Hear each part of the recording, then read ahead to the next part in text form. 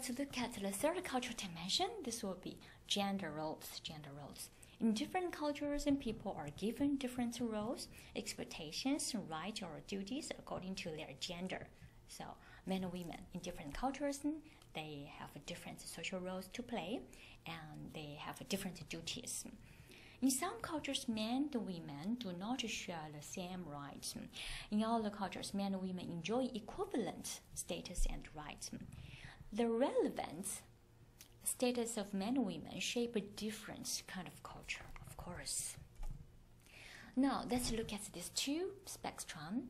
One is masculine society or masculine culture. In masculine culture, basically, men are more dominant, much more dominant than women, no matter in what kind of a sector.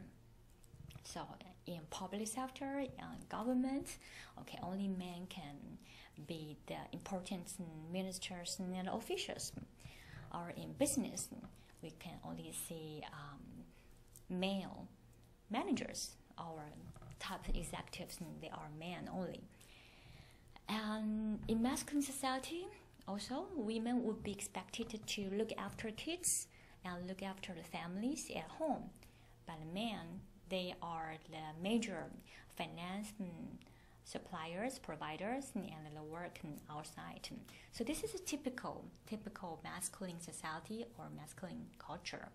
In this kind of cultures, this kind of masculine society normally is also more competitive. Okay, people focus on competition. Another kind of culture is more feminine culture. In feminine culture, we will see the equivalence between men and women. Okay, so men and women, they share housework, they share corporate responsibilities, and it's also common to see female executives or female ministers in the governments and in the companies. Okay, in this kind of feminine culture, normally we will see more policies which are more caring and which are more peaceful. Okay, so here we will see the different kind of gender roles, different kind of cultures will influence people's social roles, social expectations, societal competition, and the number of female executives. Okay, so think about it. What do you think about Taiwanese society? What do you think about Taiwanese culture? Is it more masculine or is it more feminine? So, for example, in Taiwan, again, when I was younger, when I was born, Taiwanese culture was pretty much masculine, okay? So no matter where you were in early Taiwanese society, you will see probably only male managers and ministers, okay? Men made most decisions everywhere. But nowadays, you will see that around the world, we have more and more female presidents and prime ministers and ministers and female CEOs, COOs, right? And also within in Taiwan, nowadays we see much more female executives and companies, and more companies, they take off the different salary policies. In the past, in masculine culture, women received less salary than men. But in nowadays, in more feminine society and culture, women begin to compete with men more equivalently. So this is a feminine culture and masculine culture. Think about this, okay? How our culture is changing and how other cultures dealing with the men and women's roles and their lives in the society and the companies. So you, for example, as a man, as a boy, as a young man, how do you look at your female counterparts? Okay, if you're working in a company, can you accept a manager who is a female? Or you are a young lady in the future, do you want to be a manager? Do you want to work as a top executive And if there is such an opportunity, do you want to take that opportunity?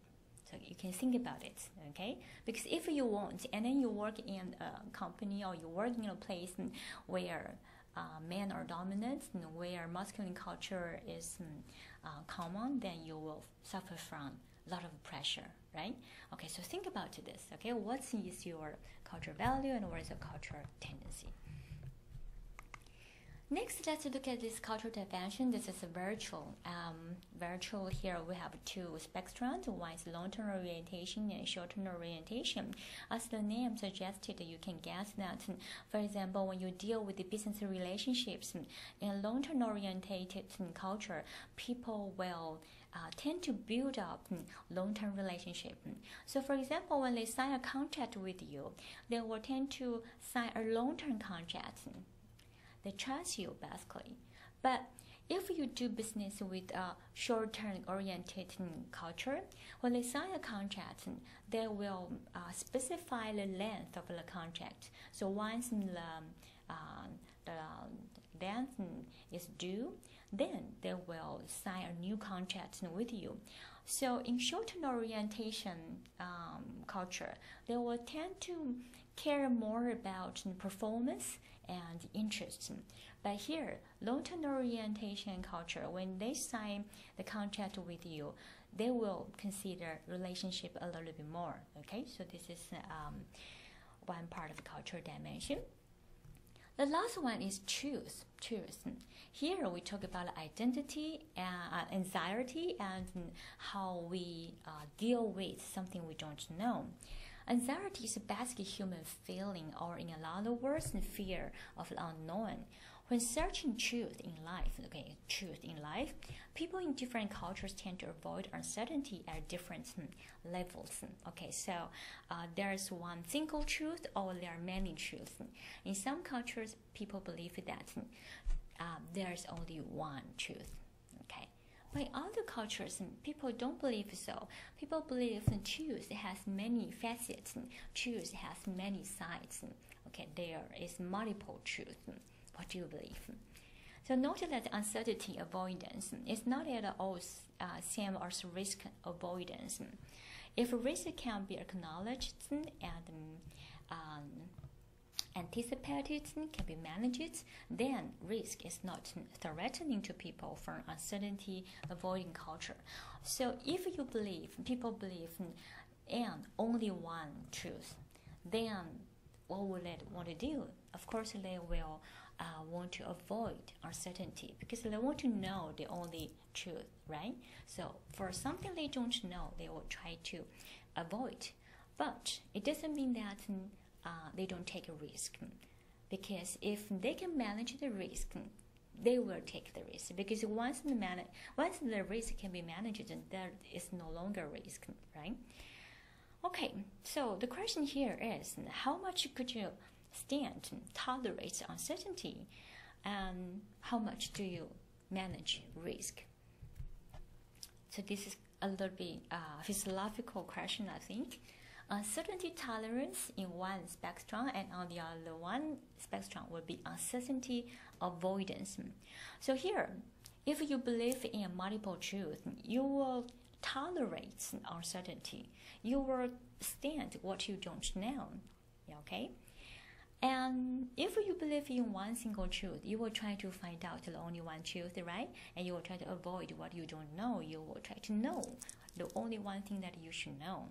Okay, so this kind of difference in cultural values will affect how people manage risk. In the company, we hear risk management very often, but you need to know that, for example, in traditional Chinese culture, we don't really have the concept of risk management.